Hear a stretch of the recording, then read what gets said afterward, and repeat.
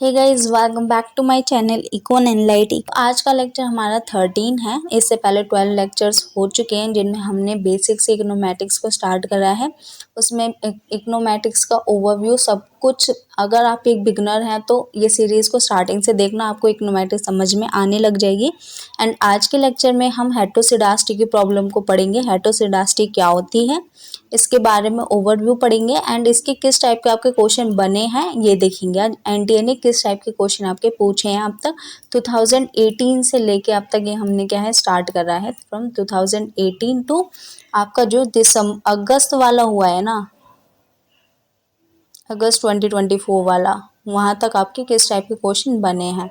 तो आपके लिए बहुत इंपॉर्टेंट लेक्चर होने वाला है अगर आप यूजीसी नेट इकोनॉमिक्स के एस्पायरेंट है, बिकॉज आपको यहाँ से क्या मिलेगा, एक टॉपिक के पीवाईक्यू मिलेंगे, टॉपिक बाय टॉपिक पीवाईक्यू मिल रहे हैं एंड उसके ही अराउंड में, इनके ही अराउंड में आपका क्या है कंटेंट बना हुआ है।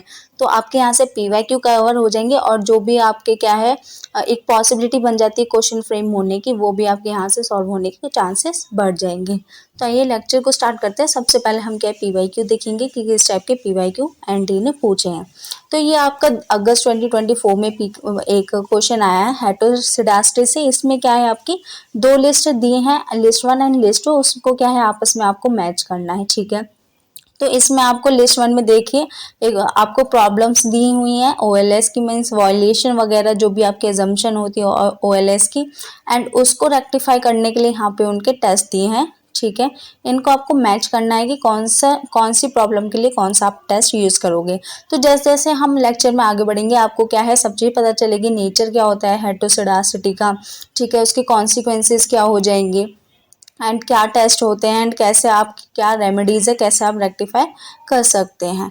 तो मैं बता दूं इन जनरल आप क्या है वाइट टेस्ट होता है जिससे आप हेटेरोसिडास्टी की प्रॉब्लम को सॉल्व कर सकते हो।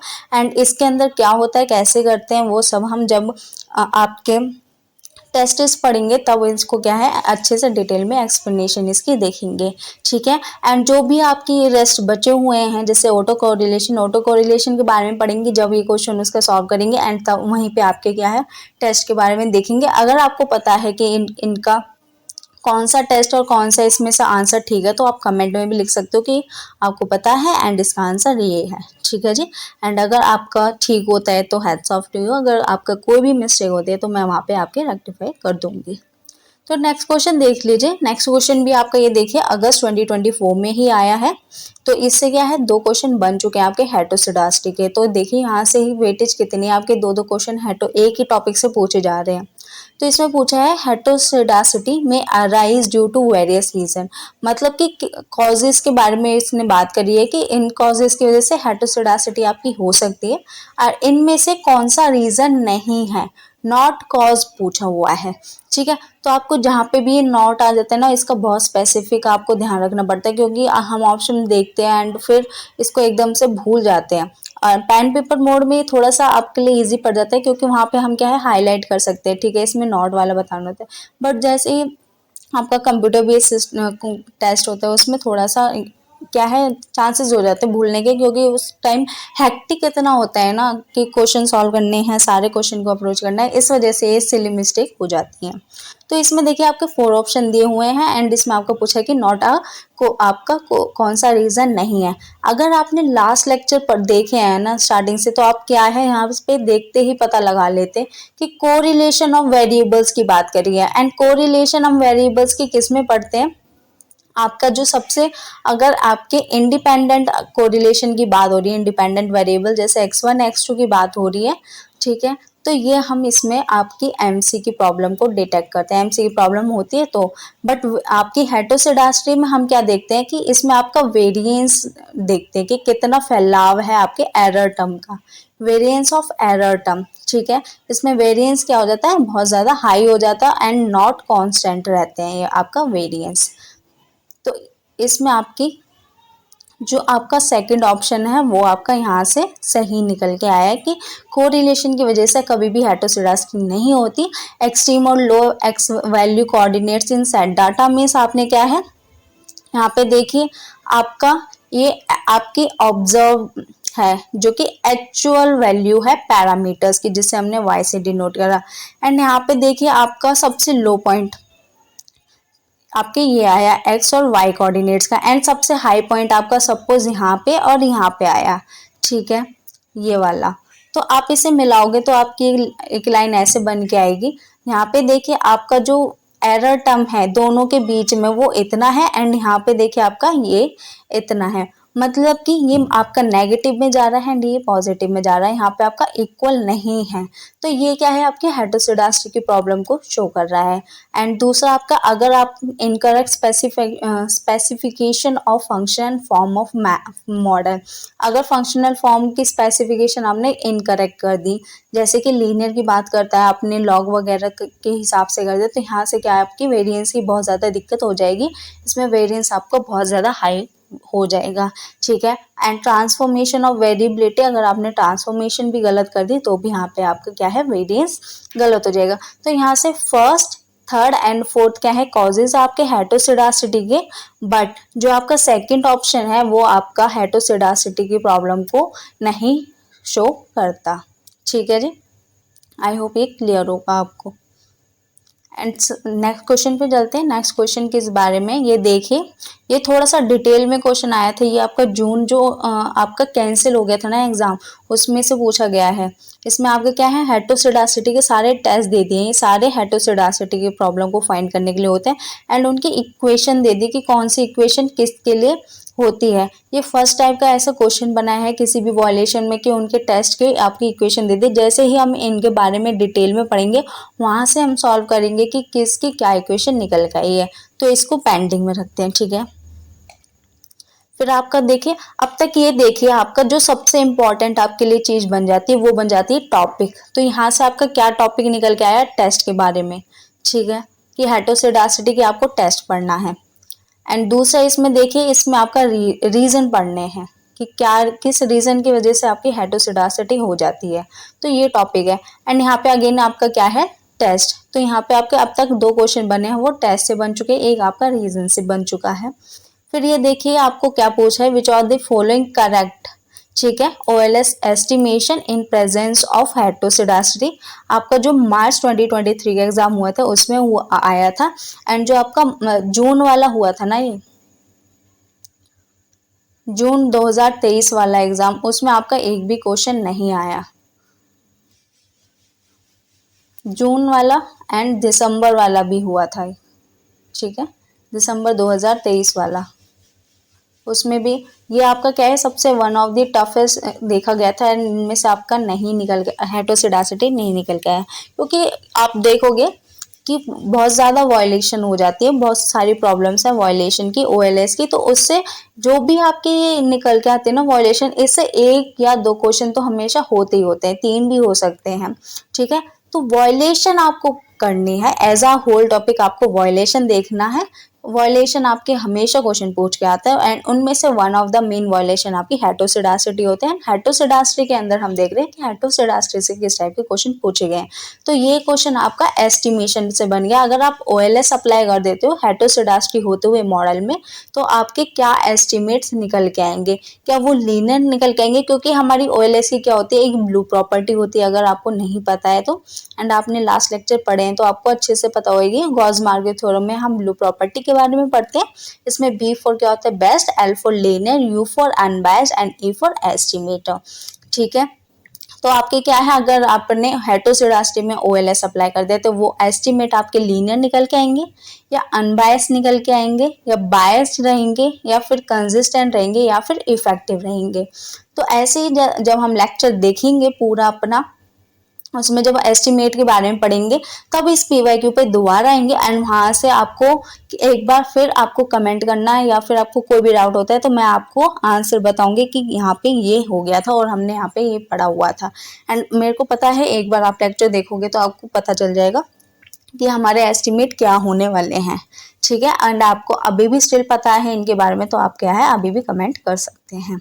सो नेक्स्ट क्वेश्चन आपका क्या है, तो ये टॉपिक क्या हो गया, OLS एस्टिमेट से। आप देखिए अब तक हमें क्या करना है, एक रीजन के बारे में पढ़ना है कि आपका हेटेरोसिडास्टी के बारे होता क्या है। फर्स्ट तो हमें यही पढ़ना होता है, चाहे क्वेश्चन पूछा जाए या फिर नहीं पूछा जाए।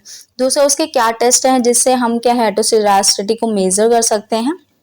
तीसरा उसके क्या कॉन्सिक्वेंसेस निकल के आए हैं, है ना, ठीक है। एंड आपको थर्ड क्या किस रीजन की वजह से या फिर कॉज की वजह से हेटेरोसिडासिटी किसी मॉडल में पाई जा सकती है, ठीक है। नेक्स्ट क्वेश्चन किसके बारे में, अगर in if the disturbance term is heteroscedastic means disturbance term आपकी अनइक्वल है, इसका स्प्रेड अनइक्वल है, तो इनमें से क्या हो जाएगा, स्टेटमेंट इज ट्रू।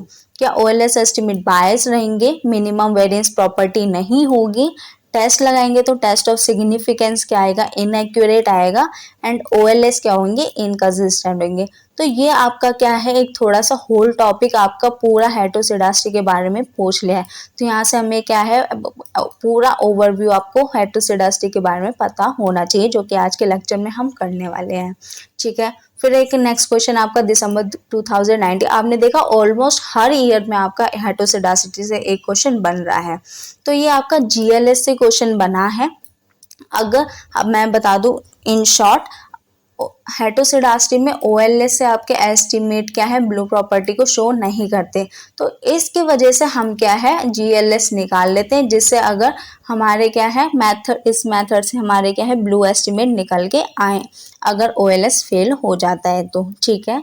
तो GLS से भी एक क्वेश्चन निकल के आया, आपको क्या है टॉपिक अभी देख लेना है, एंड लेक्चर देखना है तो आपको बताना है कि कौन सा टॉपिक कवर हो गया है एंड इस टाइप के क्वेश्चन बन गए आए थे एंड कौन सा कवर नहीं हुआ है, ठीक है। फिर दिसंबर 2019 में देखिए आपके अगेन टेस्ट हैं, ये the left hand side and right hand side आपकी प्रॉब्लम्स को बताया हुआ है कि किस टाइप की कौन सी प्रॉब्लम है। इसमें आपका लेजर टेस्ट से हम क्या है हेटेरोसिडास्टी, तो आपको क्या है नाम तो आपको सबके पता रखने हैं कि हेटेरोसिडास्टी के कौन कौन से टेस्ट है, अलग अलग टेस्ट के बारे में आपसे हर बार पूछा गया है, ठीक है। तो हेटेरोसिडास्टी के प्रॉब्लम के बारे में, वायलेशन के बारे में पढ़ने से पहले हम ये देख लेते हैं कि कौन सी अजम्पशन है OLS की, अगर हेटेरोसिडास्टी प्रेजेंट होती है तो वो वायलेट करती है। सो ये आपका यहाँ से लेक्चर, आपका मेन लेक्चर शुरू हो गया। तो आपको ये तो आपको क्लियर हो गया होगा कि कौन से अब तक टॉपिक मेन बन गया है। एक तो टेस्ट, टेस्ट के बाद रीजन, अगर OLS आपका सफिशिएंट नहीं है तो कौन से मेथड से आप फाइंड करोगे अपने एस्टिमेट, ठीक है। एंड आपका एक ओवरव्यू, पूरा ओवरव्यू आपको इन शॉर्ट पता होना चाहिए, एंड आपके एस्टिमेट के क्या होंगे अगर आप OLS अप्लाई करोगे और क्या कॉन्सिक्वेंसेस निकल जाएंगे। तो ये 3-4 टॉपिक हैं जो हमें हेटेरोसिडास्टी में पढ़ने हैं। तो अजम्पशन कौन सी वायलेट कर रहा है, कि हमारी एक अजम्पशन है कि होमोसिडास्टी होनी चाहिए आपकी, और या फिर आप होमोसिडास्टी को क्या बोल सकते हैं, कांस्टेंट वेरिएंस होना चाहिए किसका, एरर टर्म का, ठीक है। वेरिएंस क्या होता है आपका, जैसे कि ये आपका क्या है यहाँ से यहाँ तक फैलाव हो गया किसी चीज का, ऐसे ही मैं इसको यहाँ से यहाँ तक फैलाव करा देती हूँ, तो ये आपका वेरिएंस हो गया। जितना ज्यादा ये आपका स्पेस ले रहा है उतना ज्यादा फैलाव है, एंड इतना ही ज्यादा ये क्या है वेरिएंस को शो कर रहा है। सो वेरिएंस इज योर स्प्रेड और नथिंग, ठीक है। The variance of error term is constant for all value of the independent variable। आपके पास जो जो independent variable है, सपोज आपकी ये x1 है, ये x2 है, ये x3 है एंड ये x4 है, ठीक है। इस पे आपकी जो भी आपका स्प्रेड आना चाहिए किसका, एरर टर्म का, वो हमेशा इक्वल आना चाहिए। जैसे कि x1 पे आपका यहाँ तक आपका क्या आ रहा है, आपका एरर टर्म का स्प्रेड आ रहा है। फिर x2 पे आपका यहाँ पे क्या आ रहा है, एरर टर्म का स्प्रेड आ रहा है इतना, ठीक है, ये देखिए। फिर x3 पे अगेन आपका क्या आ रहा है, यहाँ पे ये अगर मैं इसको यहाँ से इक्वल कर दूँ, आई थिंक अनइवन हो गया ये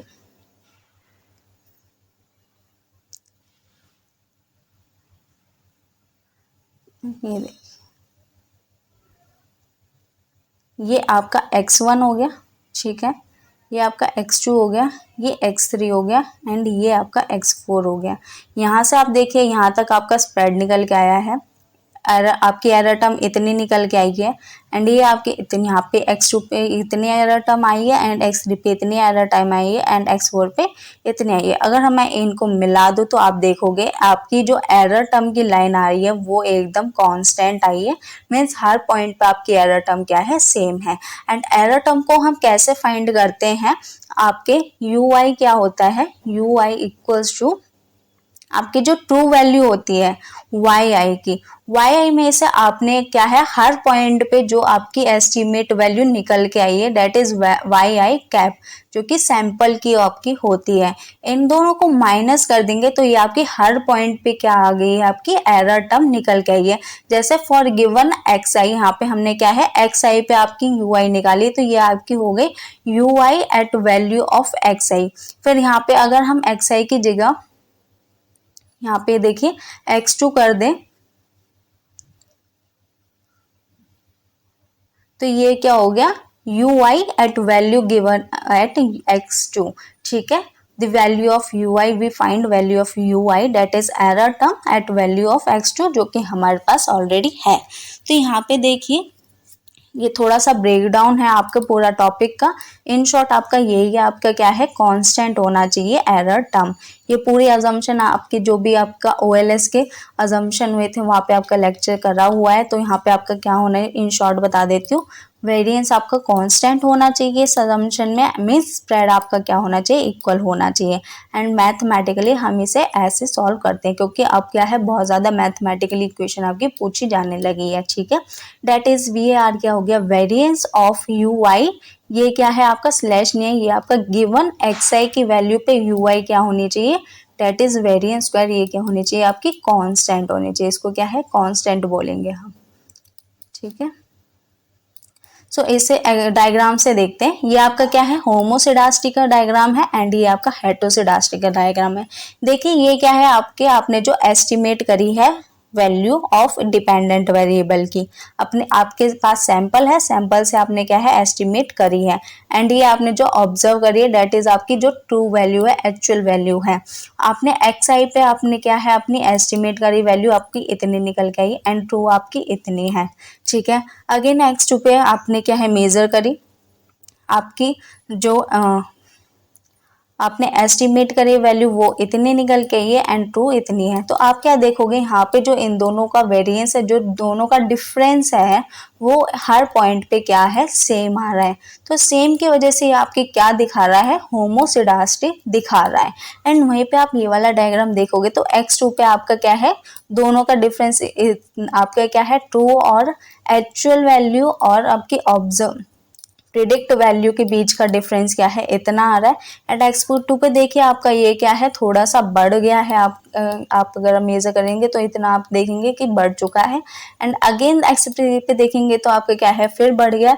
तो यहाँ पे क्या है, आपका जो वेरिएंस है वो आपका अनइक्वल निकल के आ रहा है एंड यहाँ पे हर पॉइंट पे क्या है, इक्वल है। तो ये अनइक्वल जो शो कर रहा है ना, ये आपकी हेटरोसेडास्टी की प्रॉब्लम है। तो हम यही पढ़ेंगे, अगर हेटरोसेडास्टी किसी मॉडल में होती है तो आपके एस्टिमेट क्या हो जाएंगे। तो यहाँ पे इन शॉर्ट लिखा है, अगर आपके हेटरोसेडास्टी हो जाती है, अगर वॉयलेशन हो जाता है होमोसेडास्टी का, तो आपके जो एस्टिमेट है वो इनसफिशिएंट निकल के आएंगे। और अगर आप हाइपोथेसिस टेस्ट लगाओगे, जैसे एफ टेस्ट लगाओगे, तो आपका वो क्या आ जाएगा, इनवैलिड आ जाएगा। इनवैलिड मतलब कि इनएक्यूरेट निकल के आएगा और वो रिलायबल नहीं होगा। तो इस लेक्चर में हम क्या पढ़ने वाले हैं, in short we examining the validity of the assumption, कि इस अजम्पशन की क्या वैलिडिटी है and find out what happen if assumption is not filled, अगर ये अजम्पशन फिल नहीं हुई तो। एंड आपके कुछ क्वेश्चंस बन के आ जाते हैं कि क्या नेचर क्या है हेटरोसेडास्टी का, क्या उसके कॉन्सिक्वेंसेज हैं एंड क्या डिटेक्ट कर सकते हैं किस चीज़ से, एंड उसकी फिर रेमेडियल मेजर क्या है। तो जो कि हमने क्या है क्वेश्चन देखे थे एंड आपने देखेंगे आपके क्वेश्चन क्या है, इन्हीं मेन 4 टॉपिक से आपके पूछे गए हैं हर बार, ठीक है जी। तो नेचर को स्टार्ट करते हैं। सो नेचर क्या है हेटरोसेडास्टी का, heteroscedasticity occur when the variance of the error term, variance मैंने क्या बताया था आपका, दैट इज ट्रू वैल्यू में से आपने क्या है, आपने अपनी प्रिडिक्टेड वैल्यू को माइनस कर दिया, ठीक है।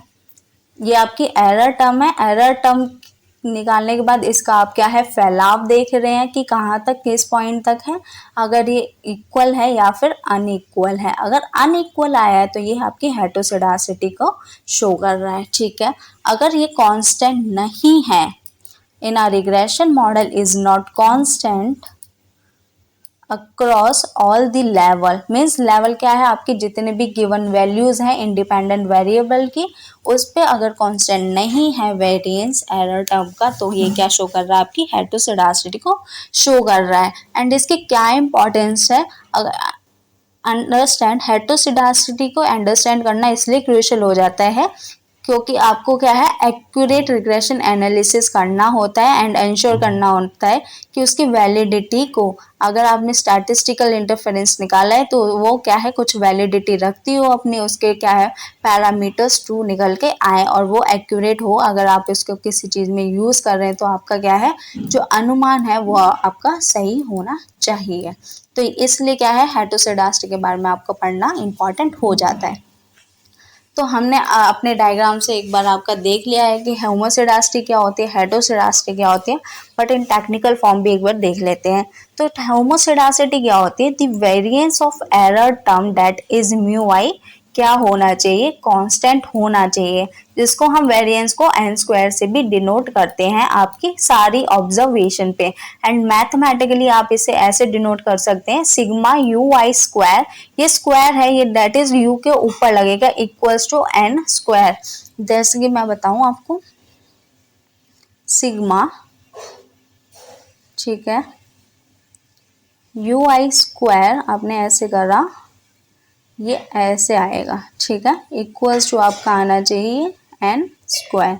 ये क्या है आपका जितनी भी एरर टर्म का सम है वो आपके वेरिएंस के इक्वल आना चाहिए, ठीक है। एंड यहाँ पे आई क्या है, अगर आप x1 1 ले रहे हो एंड आई क्या है आपका टाइम, पीरियड ऑफ टाइम, ठीक है। जैसे कि एक्स आई आपने निकाला है तो आई को आप 1 पुट करोगे तो x1 हो जाएगा, वहीं आपने 2 पुट करा है 2 को तो x2 हो जाएगा, अगर वहीं 3 पुट करा तो x3 हो गया, ठीक है। तो गिवन वैल्यूज पे आपकी क्या है आपका सिग्मा यू आई क्या है एन स्क्वायर के इक्वल होना चाहिए होमोसिडासिटी में, ठीक है। उसके बाद क्या है आपकी हेटेरोसिडासिटी है।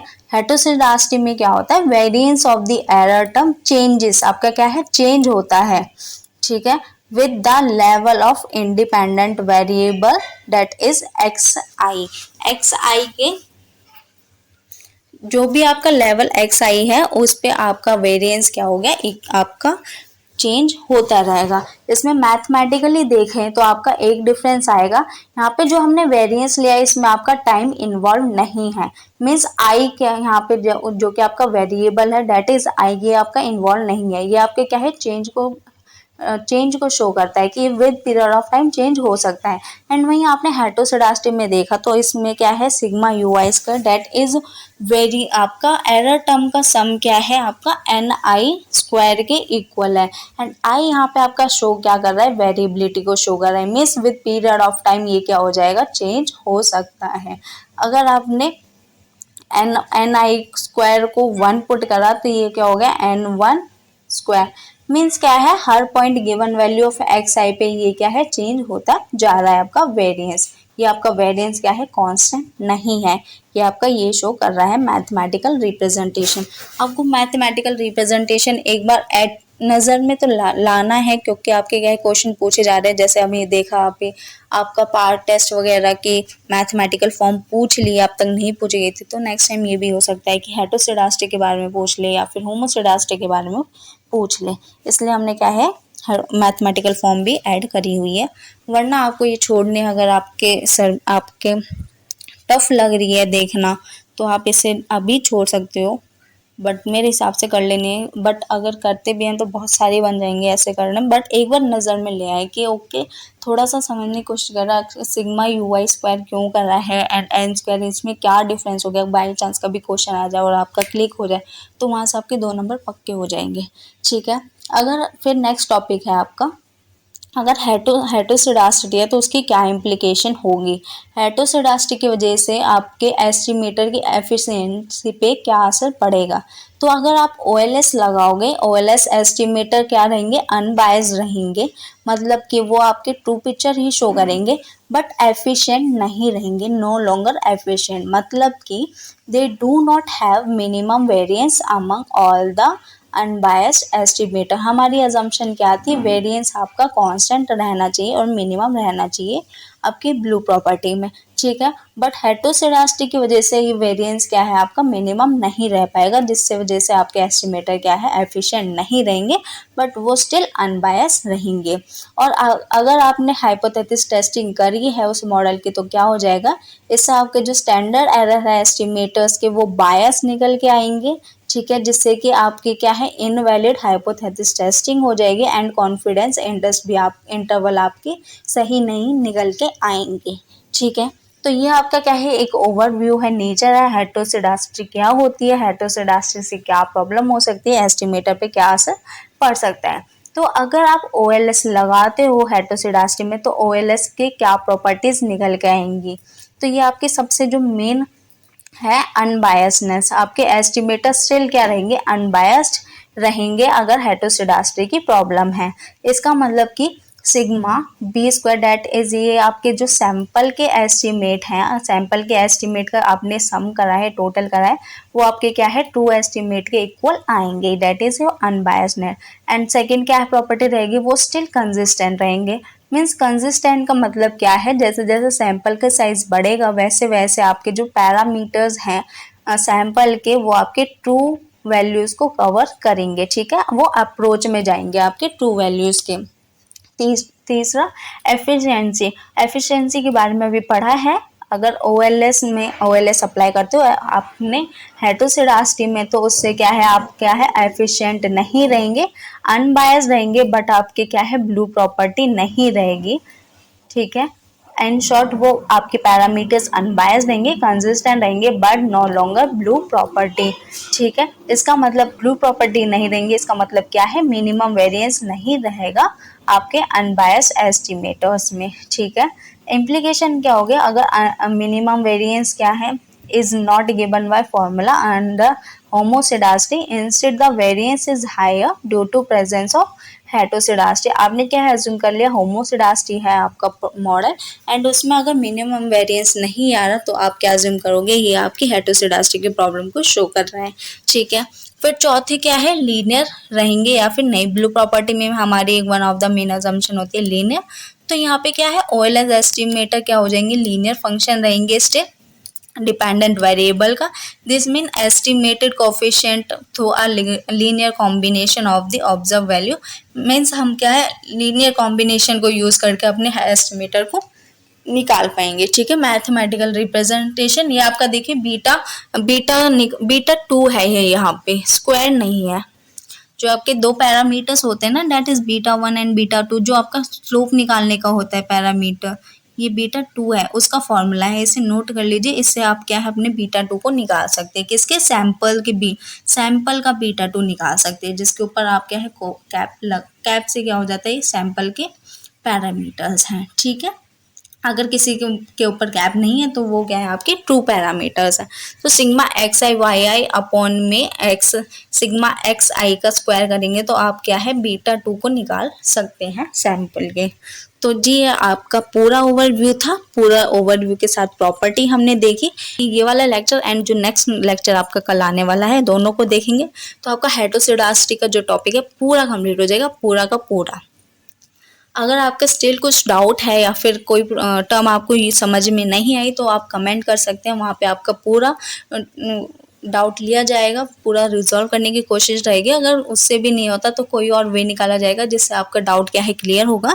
एंड आपको कुछ भी वीडियो में अच्छा लगा हो, कंटेंट अच्छा लगा हो, पढ़ाने का तरीका अच्छा लगा हो या फिर प्रेजेंटेशन अच्छी लगी, कुछ भी, तो आप वीडियो को लाइक कर दीजिएगा। एंड ऐसी वीडियो आपको डेली चाहिए। अगर आपको कुछ आपकी नॉलेज बढ़ी है या फिर कुछ अननोन चीज़ों के बारे में पता चला है या फिर PYQ आपके यहाँ से स्ट्रांग हुए हैं या फिर आपको पढ़ने का तरीका समझ आया, अगर एक कॉम्पिटेटिव एग्जाम में आपको कैसे अप्रोच करना चाहिए एक टॉपिक को, तो उसके लिए आप क्या है ऐसी वीडियो के लिए सब्सक्राइब कर सकते हैं। एंड स्टे ट्यून रह सकते हैं हमारे साथ। आपके क्या है, इकोनॉमेटिक्स तो डेफिनेटली पूरी सॉल्व कराई जाएगी आपके। नेक्स्ट जो आपका अपकमिंग एग्ज़ाम होएगा, अगर अगर आपका टाइम परमिट करता है तो उसके बाद आपका नेक्स्ट सब्जेक्ट भी उठाया जाएगा, नेक्स्ट यूनिट भी, जिससे हम सारा कवर करेंगे। तो सबसे पहले हमारा टारगेट है इकोनॉमेटिक्स को कंप्लीट करना। तो इकोनॉमेटिक्स आपको बिगिनिंग से देखनी है तो आप हमारे चैनल को फॉलो कर सकते हैं।